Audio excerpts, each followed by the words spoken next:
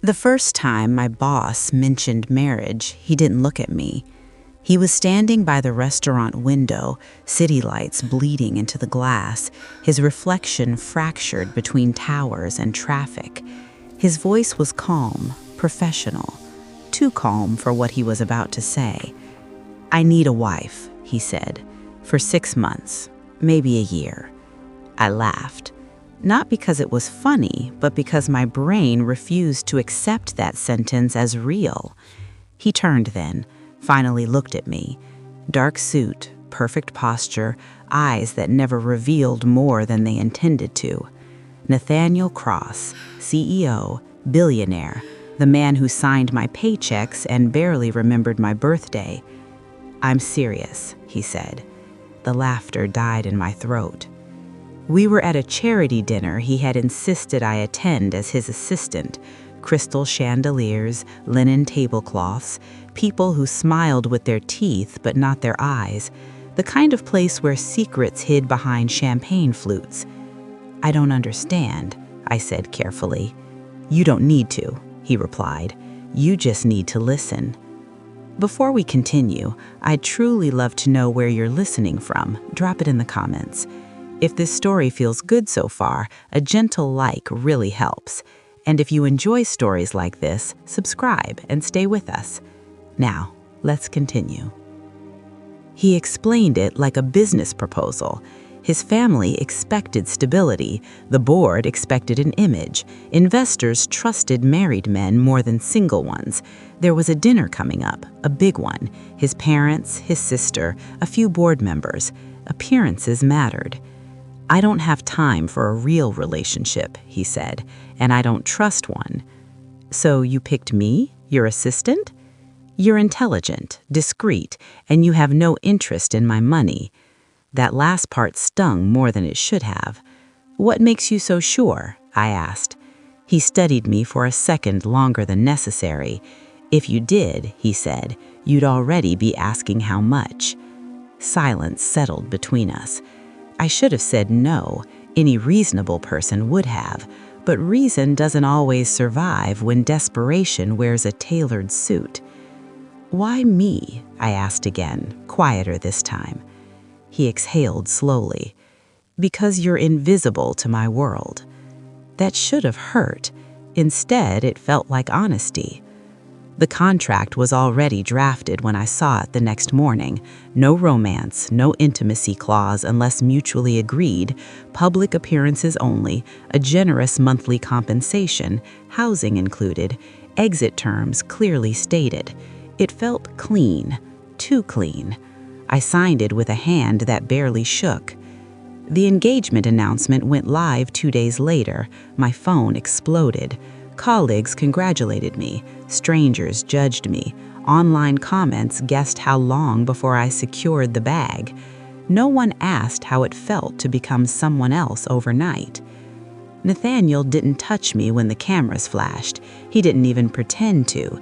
He just rested his hand lightly on my back, guiding me like a valuable object. The dinner was scheduled for the following Friday. Cross Estate. I'd seen it in magazines, never imagined I'd walk through its doors as anything but staff. The address he sent arrived in a black box, deep emerald green, elegant, dangerous, the kind of dress that didn't ask for attention, it commanded it. "You look appropriate," he said. "Not beautiful, not stunning, appropriate." The drive there was silent. "What happens after the dinner?" I asked. His jaw tightened. "We keep pretending." The estate glowed against the night sky, warm lights, perfect hedges, a performance of wealth so refined it almost felt polite. Inside, his mother greeted me with a smile that didn't reach her eyes. "So this is her," she said. Not my name, just her. Dinner unfolded like a play where everyone knew their lines except me. His sister asked pointed questions. His father watched silently. Board members observed every gesture. Nathaniel played his role flawlessly, polite, controlled, distant. Then the question came. "So," his mother said, folding her napkin slowly, "how did you two meet?"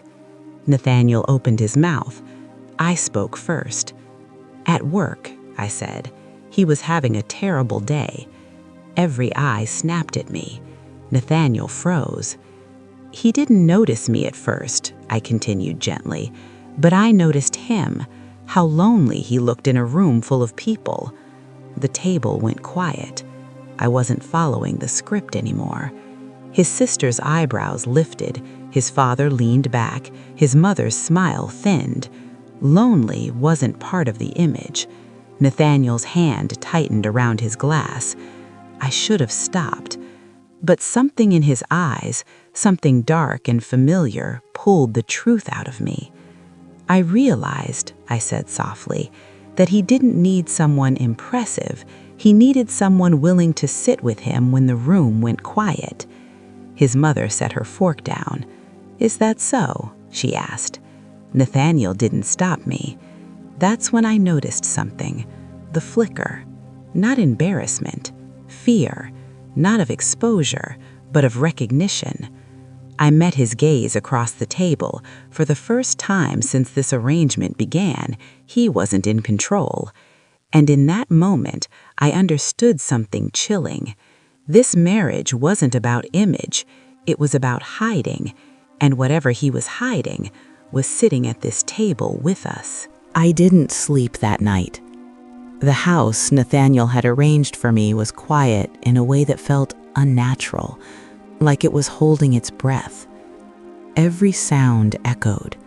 The soft hum of the refrigerator, the ticking of a clock I hadn't noticed during the day.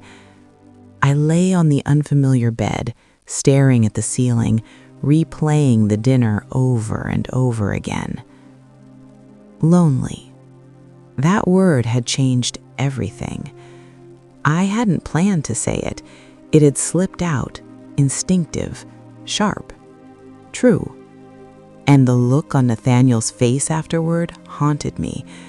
Not anger, not shock, something closer to exposure, like I had brushed against a wound he kept carefully covered. By morning, the headlines were everywhere. Philanthropist heir engaged. Billionaire CEO finds love with assistant. Power couple or strategic move? I ignored them all and focused on the schedule he'd sent. Meetings, a photo shoot, a lunch with his sister, Clara. No explanation, no apology, just business as usual. When he arrived to pick me up, he looked exactly the same as always, immaculate, controlled, untouchable. "You shouldn't have said that," he said as soon as the car door closed. I met his gaze. "You shouldn't have made it true." Silence stretched between us. Finally, he said, "Clara already thinks you're a liability." "She doesn't know me," I replied. "She doesn't need to. She knows me." That worried me more than I wanted to admit. Clara Cross was nothing like her brother. Where Nathaniel was quiet and restrained, she was sharp, observant, and openly suspicious. She greeted me with a polite smile that didn't bother pretending to be warm. "So," she said once we were seated, "how long until you decide this arrangement isn't worth it?" Nathaniel stiffened. "I haven't decided that," I said calmly. Clara's eyes flicked to her brother, then back to me. "Most people do, eventually." "Most people don't marry for a contract," I replied. A corner of her mouth lifted. "Fair point."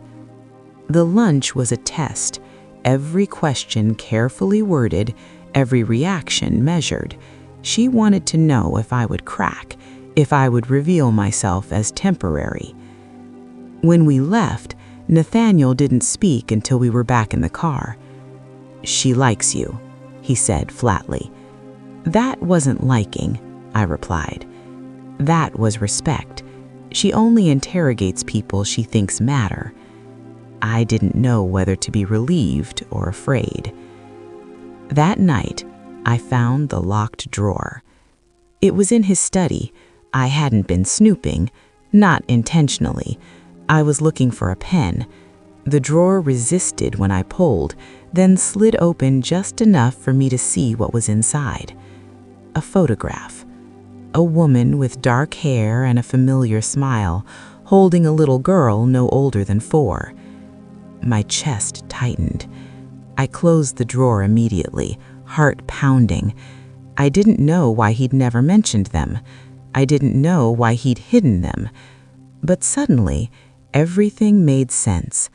The distance, the walls, the way he avoided anything that looked like permanence. He wasn't afraid of love. He was afraid of surviving it again. He found me in the study an hour later. "You saw it," he said quietly. I nodded. I didn't mean to. "I know." He walked past me, opened the drawer, and took the photograph out. For a long moment, he just stared at it. My wife and my daughter. The word wife landed heavily between us. She died 8 years ago. Cancer. Fast. Brutal. There wasn't time to prepare. I stayed silent, letting him choose his words. My daughter lives with my sister now. She sees me on weekends. Sometimes. "Why?" I asked gently. "Because I didn't know how to be both, a father and the man I was before. So I chose neither. I chose work." That confession felt heavier than any secret. "That dinner," he said, "wasn't about image. It was about convincing my parents that I'm stable enough to regain control of the trust and custody." Everything snapped into place. "You hired me," I said slowly, "to look whole." "Yes." "And the dark reason?" I asked. His jaw tightened. "If they think I'm still broken, they'll never give her back to me." The weight of that settled deep in my chest. "I didn't plan to involve you," he said, "but you fit, and you weren't afraid of me." "I am now," I admitted. He met my eyes. "You should be." The weeks that followed blurred into routine, appearances, rehearsed affection, public smiles. But behind closed doors, something shifted. He started talking. Not much, not easily, but enough. He told me about his daughter's favorite books, about the nights he sat in his car outside Clara's house, unable to knock, about how grief had hollowed him out and success had filled the space just enough to keep him standing. I listened. I didn't fix him. I didn't promise anything. I just stayed. One evening, his mother called unexpectedly. "We're hosting another dinner, family only," she said over speakerphone. Nathaniel grew pale.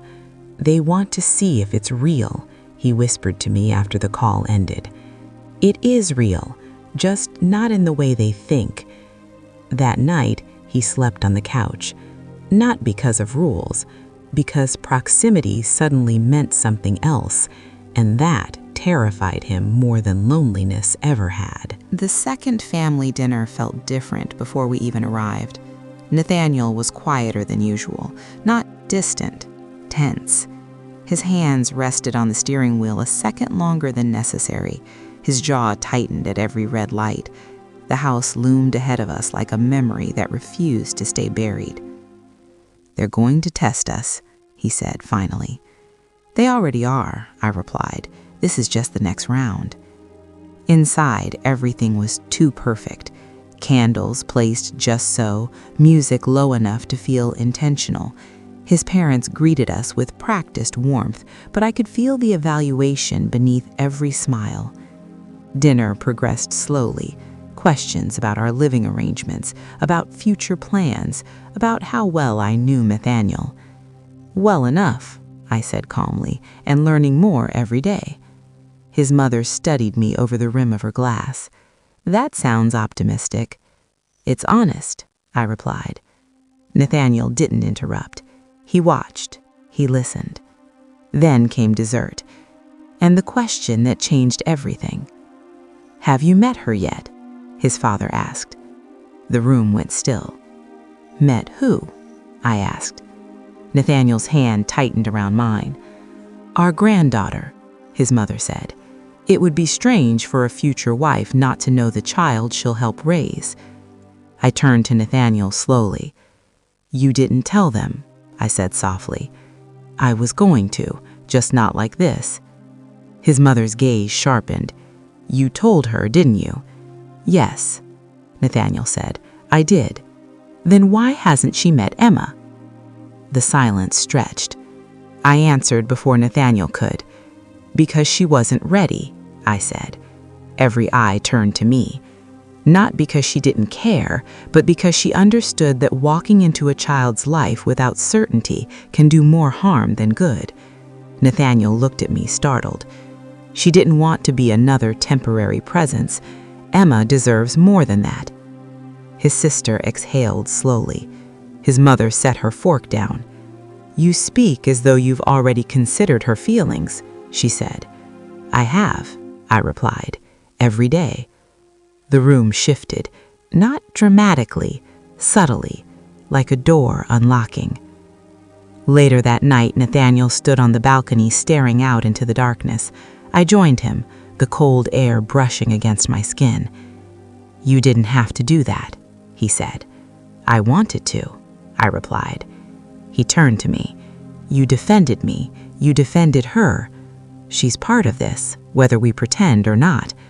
Something softened in his expression.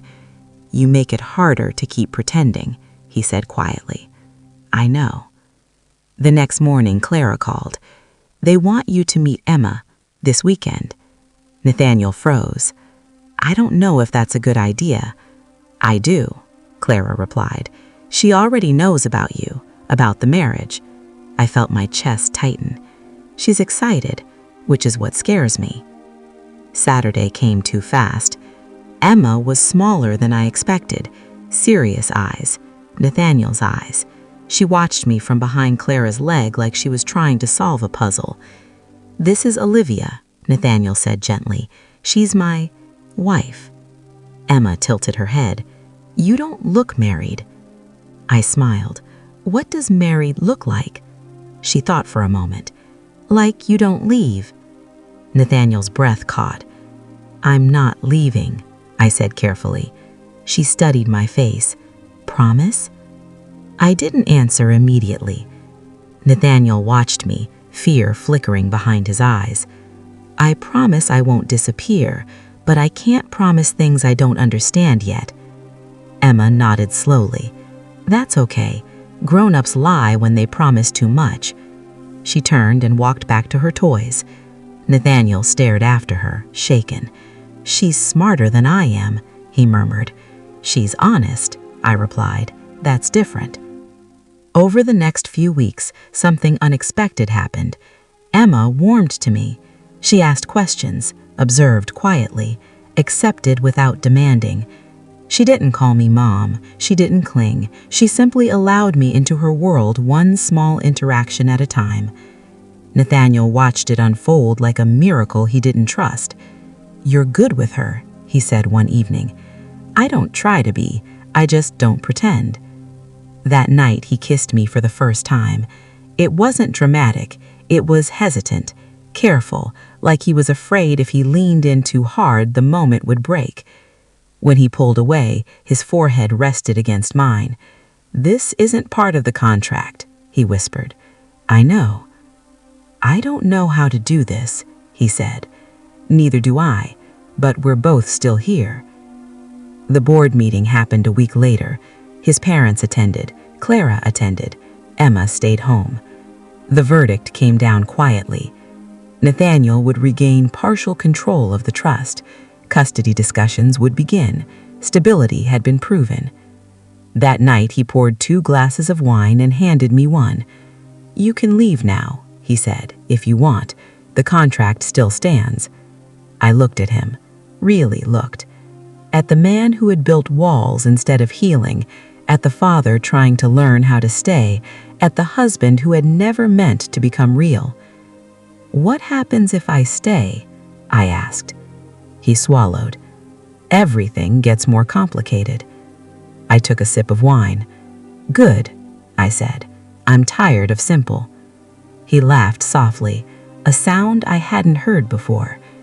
And in that moment, I realized something dangerous. The contract marriage had already failed, because somewhere between the pretending and the truth, we had crossed a line neither of us knew how to uncross. The dinner was supposed to be the final performance. One night, one table, one flawless illusion. Nathaniel's mother had chosen the restaurant herself. Private dining room, old money elegance, heavy curtains, crystal glasses that caught the light like secrets waiting to spill. The kind of place where reputations were built quietly and destroyed even quieter. Nathaniel briefed me in the car. "Smile," he said. "Listen more than you speak. My father values restraint. My sister values weakness. Don't give her any." I adjusted the emerald dress he'd bought me that morning. Tailored, elegant, dangerous in its simplicity. "And your dark reason?" I asked lightly. His jaw tightened. "You'll understand tonight." That should have been my warning. The moment we stepped inside, I felt it, the weight of expectation. His parents rose together, synchronized like they'd practiced it. His mother kissed my cheek. His father shook my hand too firmly. His sister Clara didn't stand at all. She just smiled like she already knew how this ended. Dinner unfolded like theater. Questions about my childhood, my education, how we met. Nathaniel answered most of them. I filled in where necessary, our rehearsed lines slipping out smoothly, too smoothly. Until dessert. Clara set her fork down. "So," she said casually, "how long did you say you've been married?" 6 months, I replied. She tilted her head. "Strange, because the trust amendment requires a year of documented stability, including cohabitation." Silence. Nathaniel didn't look at her. "We've complied." "Have you?" Clara asked, "because the private investigator says otherwise." My heart stopped. She slid a folder across the table. Inside were photos. Me leaving my apartment alone, Nathaniel returning to his penthouse alone. Timestamps, dates. Nathaniel finally spoke. "You hired someone to follow us." Clara smiled. "Of course I did. I protect the family." His mother looked between us confused. "Nathaniel." He exhaled slowly. "This isn't what it looks like." I stood. "I think it's exactly what it looks like," I said. All eyes turned to me. This marriage was a contract. 6 months, no cohabitation clause was disclosed to me. I fulfilled my role publicly and professionally. His father's face darkened. "You were hired." Nathaniel stood sharply. "No, she wasn't hired. She agreed." I laughed softly. "You paid me, Nathaniel." The word hit the table like glass shattering. His mother gasped. Clara leaned back, satisfied. Then I opened my purse and placed a second folder on the table. "You should really vet your investigators better," I said. They stared. "Because while you were watching me, I was learning why Nathaniel needed this marriage." I turned to his father. "Your son didn't need a wife for image. He needed one for leverage." Nathaniel's voice was low. "Don't. You were preparing to remove him from the trust, not because he's unstable, but because he refused to sign over voting control." His father stood. "That's enough." "No, it's not." I turned to Clara. "You planned to use his failed marriage as proof he couldn't maintain stability, but you underestimated one thing." She raised an eyebrow. "Which is?" I wasn't pretending. The room went still. I found the documents you buried, the trust diversion, the shell companies, the reason Nathaniel's wife's medical bills were denied 6 years ago. His mother collapsed back into her chair. Nathaniel closed his eyes. She died because of you, I said quietly. His father's voice shook. That's a lie. I slid the final paper forward. It's not, I said, and I emailed copies to the board this morning. Chaos erupted. Nathaniel grabbed my wrist. You said you wouldn't. I said I wouldn't ruin you. I never said anything about saving you. We left before dessert. In the car, neither of us spoke. At the penthouse, I removed my heels. It's over, I said. The contract, the marriage, all of it. He nodded. I know. I didn't do this for money. I know. I did it because you were never the villain, just the weapon they sharpened. He finally looked at me. You destroyed my family. No, I said softly. I freed you from them. He swallowed. And us? I picked up my bag. That was never fake, which is why it has to end. I walked out before he could stop me. 3 weeks later, the board voted. Nathaniel regained control. Clara resigned. His father disappeared from public life. And I returned to my quiet apartment. On my table sat an envelope. Inside was a single page. I'm ready now, if you are ever ready. I folded it carefully. Not everything broken needs fixing. Some things just need time. I didn't reply to the letter. Not because I didn't feel anything, but because I felt too much. Life has a strange way of slowing down after chaos, like the world exhales once the damage is done. I went back to routines that felt smaller than before. Morning coffee at the same corner cafe, evenings with a book I pretended to read, silence that no longer felt peaceful, just empty. Nathaniel Cross vanished from the news almost as quickly as he had dominated it. A brief headline about internal restructuring, a quiet note about a family trust dispute resolved. No scandals, no interviews.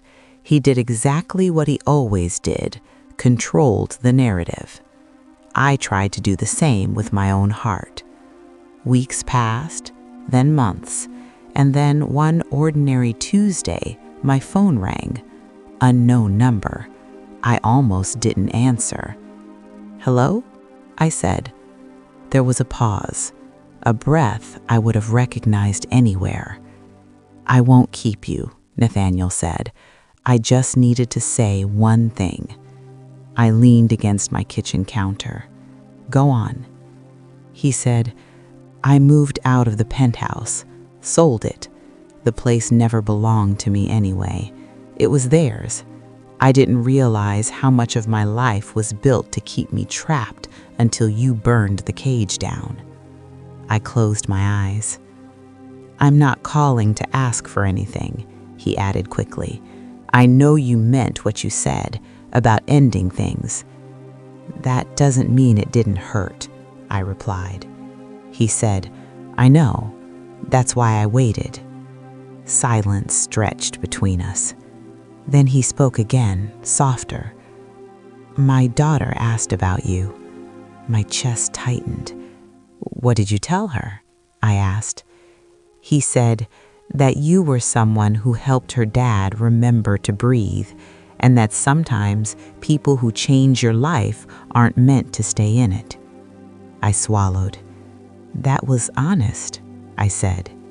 Yes, and honesty feels unfamiliar, but I'm learning. Another pause. He continued, I've been seeing a therapist, not because I'm broken, but because I was tired of surviving instead of living. I smiled despite myself. That sounds like progress. He said, It is, and I didn't want to step into anything with you until I could stand on my own without using love as a crutch.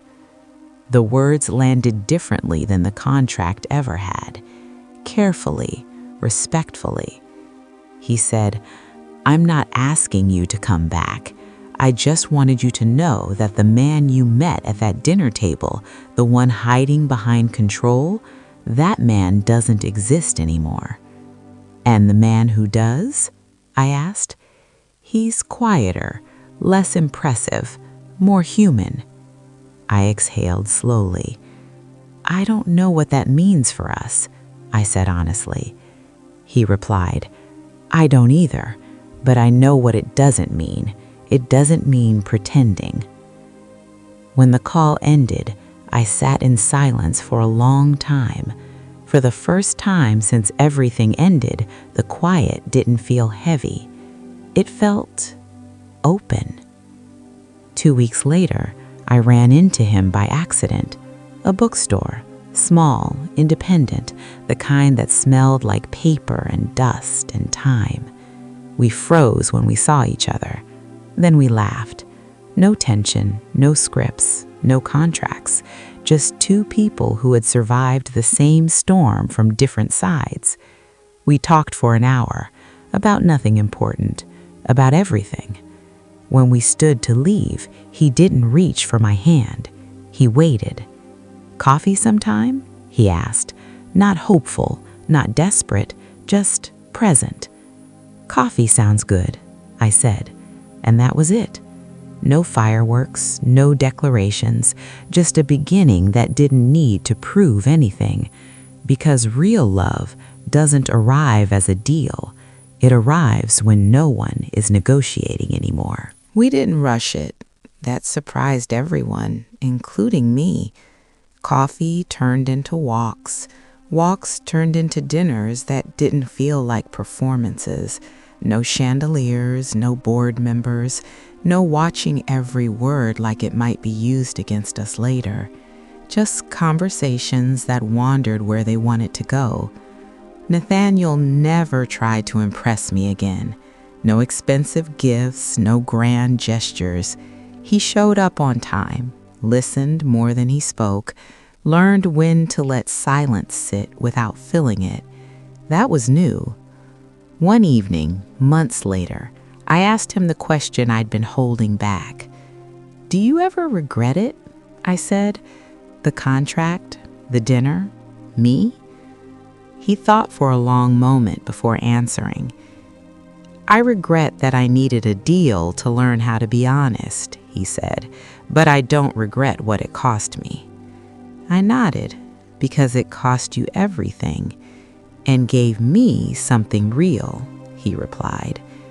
The truth was, I was afraid, not of him, of how easy it felt now. Real love doesn't come with fireworks. It comes with choice, over and over again. One night, I stayed, not because of a contract, not because of obligation, but because when he asked, "Are you sure?" I was. We talked late into the night, about his daughter, about my past, about the things neither of us had ever said out loud because they sounded too fragile to survive daylight. At some point, he reached for my hand, not to hold it, just to ask. I squeezed back. Months passed. The world moved on. People forgot the scandal, the trust, the dinner that changed everything. But sometimes the things that matter most happen after the story everyone else stops watching. On a quiet Sunday morning, his daughter asked me if I'd stay for breakfast. I looked at Nathaniel. He didn't answer for me. He waited. "Yes," I said. Later that day, I found the old contract in a drawer. 6 months, signatures, fine print. I didn't tear it up.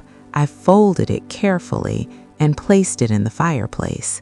Watching it burn felt like closing a door I'd once needed to survive.